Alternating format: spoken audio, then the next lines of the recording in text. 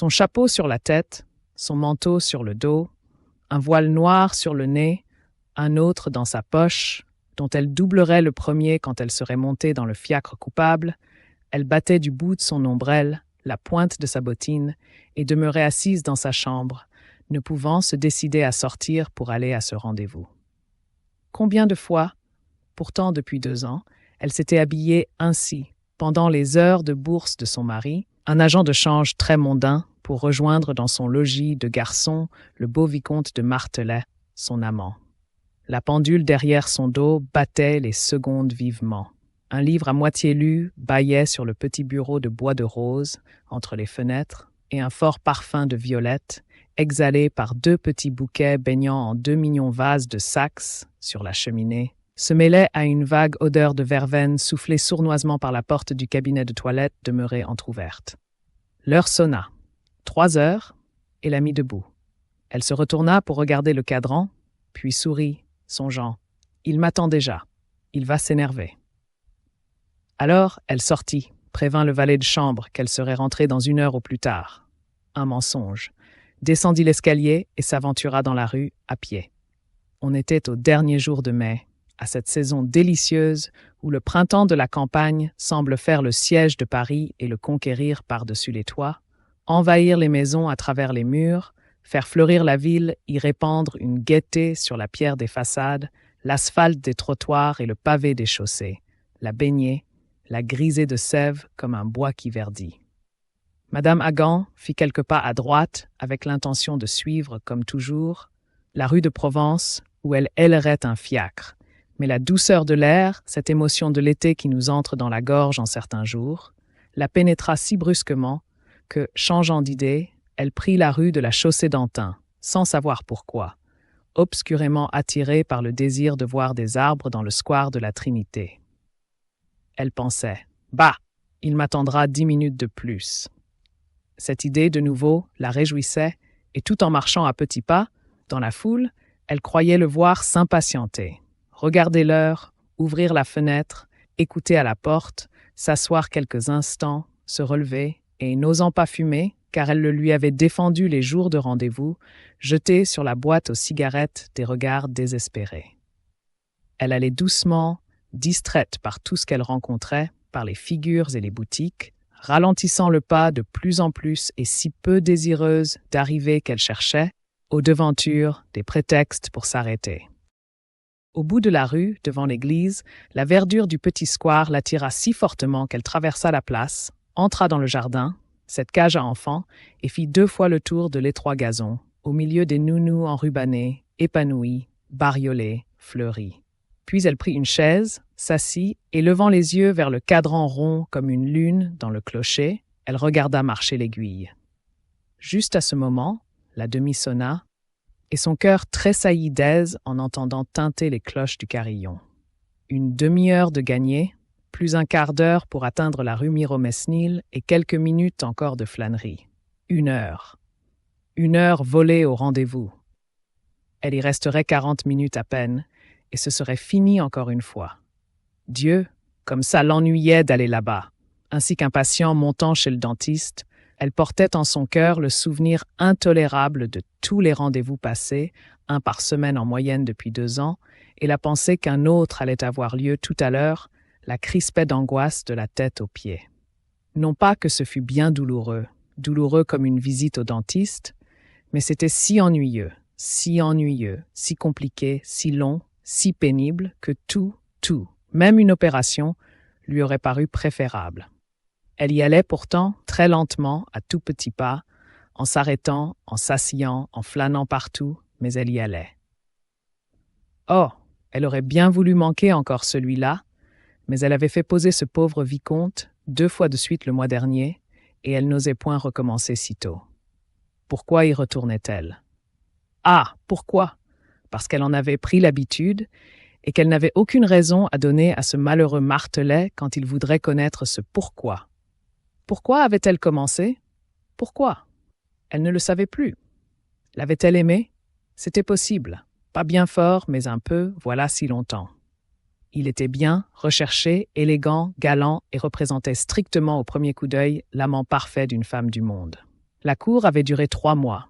Temps normal, lutte honorable, résistance suffisante. Puis elle avait consenti avec quelle émotion, quelle crispation, quelle peur horrible et charmante à ce premier rendez-vous, suivi de tant d'autres, dans ce petit entresol de garçons, rue Miromesnil. Son cœur, qu'éprouvait alors son petit cœur de femme séduite, vaincue, conquise, en passant pour la première fois la porte de cette maison de cauchemar. Vrai, elle ne le savait plus. Elle l'avait oublié. On se souvient d'un fait, d'une date, d'une chose, mais on ne se souvient guère, 2 ans plus tard, d'une émotion qui s'est envolée très vite, parce qu'elle était très légère. Oh, par exemple, elle n'avait pas oublié les autres, ce chapelet de rendez-vous, ce chemin de la croix de l'amour, aux stations si fatigantes, si monotones, si pareilles, que la nausée lui montait aux lèvres en prévision de ce que ce serait tout à l'heure. Dieu, ces fiacres qu'il fallait appeler pour aller là, ils ne ressemblaient pas aux autres fiacres, dont on se sert pour les courses ordinaires. Certes, les cochers devinaient. Elle le sentait, rien qu'à la façon dont il la regardait, et ses yeux des cochers de Paris sont terribles. Quand on songe qu'à tout moment, devant le tribunal, ils reconnaissent, au bout de plusieurs années, des criminels qu'ils ont conduits une seule fois, en pleine nuit, d'une rue quelconque à une gare, et qu'ils ont affaire à presque autant de voyageurs qu'il y a d'heures dans la journée, et que leur mémoire est assez sûre pour qu'ils affirment « Voilà bien l'homme que j'ai chargé rue des Martyrs et déposé gare de Lyon à 00:40, le 10 juillet de l'an dernier. » N'y a-t-il pas de quoi frémir lorsqu'on risque ce que risque une jeune femme allant à un rendez-vous en confiant sa réputation au premier venu de ses cochers? Depuis 2 ans, elle en avait employé pour ce voyage de la rue Miromesnil au moins 100 à 120 en comptant un par semaine. C'était autant de témoins qui pouvaient déposer contre elle dans un moment critique. Aussitôt dans le fiacre, elle tirait de sa poche l'autre voile, épais et noir comme un loup, et se l'appliquait sur les yeux. Cela cachait le visage, oui, mais le reste, la robe, le chapeau, l'ombrelle, ne pouvait-on pas les remarquer, les avoir vus déjà? Oh, dans cette rue Miromesnil, quel supplice! Elle croyait reconnaître tous les passants, tous les domestiques, tout le monde. À peine la voiture arrêtée, elle sautait et passait en courant devant le concierge, toujours debout sur le seuil de sa loge. En voilà un qui devait tout savoir, tout, son adresse, son nom, la profession de son mari, tout, car ces concierges sont les plus subtils des policiers. Depuis 2 ans, elle voulait l'acheter, lui donner, lui jeter, un jour ou l'autre, un billet de 100 francs en passant devant lui. Pas une fois, elle n'avait osé faire ce petit mouvement de lui lancer aux pieds ce bout de papier roulé. Elle avait peur. De quoi? Elle ne savait pas. D'être rappelée, s'il ne comprenait point, d'un scandale, d'un rassemblement dans l'escalier, d'une arrestation peut-être? Pour arriver à la porte du vicomte, il n'y avait guère qu'un demi-étage à monter, et il lui paraissait haut comme la tour Saint-Jacques. À peine engagée dans le vestibule, elle se sentait prise dans une trappe, et le moindre bruit devant ou derrière elle lui donnait une suffocation. Impossible de reculer avec ce concierge et la rue qui lui fermait la retraite. Et si quelqu'un descendait juste à ce moment, elle n'osait pas sonner chez Martelet et passait devant la porte comme si elle allait ailleurs. Elle montait, montait, montait. Elle aurait monté 40 étages. Puis, quand tout semblait redevenu tranquille dans la cage de l'escalier, elle redescendait en courant avec l'angoisse dans l'âme de ne pas reconnaître l'entresol. Il était là, attendant dans un costume galant en velours doublé de soie, très coquet, mais un peu ridicule. Et depuis 2 ans, il n'avait rien changé à sa manière de l'accueillir. Mais rien, pas un geste. Dès qu'il avait refermé la porte, il lui disait « Laissez-moi baiser vos mains, ma chère amie ».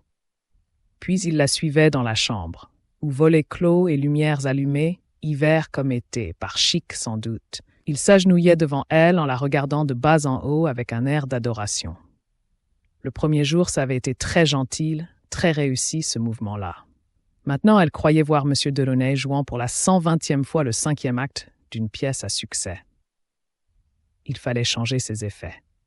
Et puis après, oh, mon Dieu, après c'était le plus dur. Non, il ne changeait pas ses effets, le pauvre garçon. Quel bon garçon, mais banal. Dieu que c'était difficile de se déshabiller sans femme de chambre. Pour une fois, passe encore. Mais toutes les semaines, cela devenait odieux. Non, vrai, un homme ne devrait pas exiger d'une femme une pareille corvée. Mais s'il était difficile de se déshabiller, se rhabiller devenait presque impossible et énervant à crier, exaspérant à gifler le monsieur qui disait, tournant autour d'elle d'un air gauche, « Voulez-vous que je vous aide ?»« L'aider. »« Ah oui, à quoi ?» De quoi était-il capable ? Il suffisait de lui voir une épingle entre les doigts pour le savoir. C'est à ce moment-là, peut-être, qu'elle avait commencé à le prendre en grippe. Quand il disait « Voulez-vous que je vous aide ?» elle l'aurait tué. Et puis, était-il possible qu'une femme ne finît point par détester un homme qui, depuis 2 ans, l'avait forcé plus de 120 fois à se rhabiller sans femme de chambre? Certes, il n'y avait pas beaucoup d'hommes aussi maladroits que lui, aussi peu dégourdis, aussi monotones. Ce n'était pas le petit baron de Grimbal qui aurait demandé de cet air niais « Voulez-vous que je vous aide ?» Il aurait aidé lui, si vif, si drôle, si spirituel. Voilà. C'était un diplomate. Il avait couru le monde, rôdé partout, déshabillé et rhabillé sans doute des femmes vêtues suivant toutes les modes de la terre, celui-là. L'horloge de l'église sonna les 3/4. Elle se dressa, regarda le cadran, se mit à rire en murmurant « Oh, doit-il être agité ?» Puis elle partit d'une marche plus vive et sortit du square. Elle n'avait point fait 10 pas sur la place quand elle se trouva nez à nez avec un monsieur qui la salua profondément. « Tiens, vous, baron ?» dit-elle, surprise. Elle venait justement de penser à lui. « Oui, madame. » Et il s'informa de sa santé. Puis, après quelques vagues propos, il reprit. « Vous savez que vous êtes la seule. Vous permettez que je dise de mes amis, n'est-ce pas, qui ne soient point encore venus visiter mes collections japonaises. » Mais, mon cher baron, une femme ne peut aller ainsi chez un garçon. « Comment? En voilà une erreur quand il s'agit de visiter une collection rare. » En tout cas, elle ne peut y aller seule. Et pourquoi pas? Mais j'en ai reçu des multitudes de femmes seules, rien que pour ma galerie. J'en reçois tous les jours. Voulez-vous que je vous les nomme? Non, je ne le ferai pas. Il faut être discret même pour ce qui n'est pas coupable. En principe, il n'est inconvenant d'entrer chez un homme sérieux, connu dans une certaine situation, que lorsqu'on y va pour une cause inavouable. Au fond, c'est assez juste ce que vous dites là. Alors vous venez voir ma collection. Quand? Mais tout de suite. Impossible, je suis pressé. Allons donc. Voilà une demi-heure que vous êtes assise dans le square. Vous m'espionniez? Je vous regardais. Vrai, je suis pressé. Je suis sûr que non. Avouez que vous n'êtes pas très pressé. Madame Hagan se mit à rire et avoua non, pas très. Un fiacre passait à les toucher. Le petit baron cria « Cocher !» et la voiture s'arrêta. Puis, ouvrant la portière. « Montez, madame. » Mais baron, non, c'est impossible, je ne peux pas aujourd'hui. Madame, ce que vous faites est imprudent. Montez. On commence à nous regarder, vous allez former un attroupement, on va croire que je vous enlève et nous arrêter tous les deux. Montez, je vous en prie. Elle monta, effarée, abasourdie. Alors il s'assit auprès d'elle en disant au cocher « Rue de Provence. » Mais soudain elle s'écria « Oh, mon Dieu, j'oubliais une dépêche très pressée. Voulez-vous me conduire d'abord au premier bureau télégraphique ?» Le fiacre s'arrêta un peu plus loin, rue de Châteaudun, et elle dit au baron « Pouvez-vous me prendre une carte de 50 centimes ? J'ai promis à mon mari d'inviter Martelet à dîner pour demain, et j'ai oublié complètement. » Quand le baron fut revenu, sa carte bleue à la main, elle écrivit au crayon « Mon cher ami, je suis très souffrante. J'ai une névralgie atroce qui me tient au lit, impossible de sortir. Venez dîner demain soir pour que je me fasse pardonner. Gênes. » Elle mouilla la colle, ferma soigneusement, mit l'adresse, Vicomte de Martelet, 240 rue Miromesnil, puis rendant la carte au baron. « Maintenant, voulez-vous avoir la complaisance de jeter ceci dans la boîte aux télégrammes ?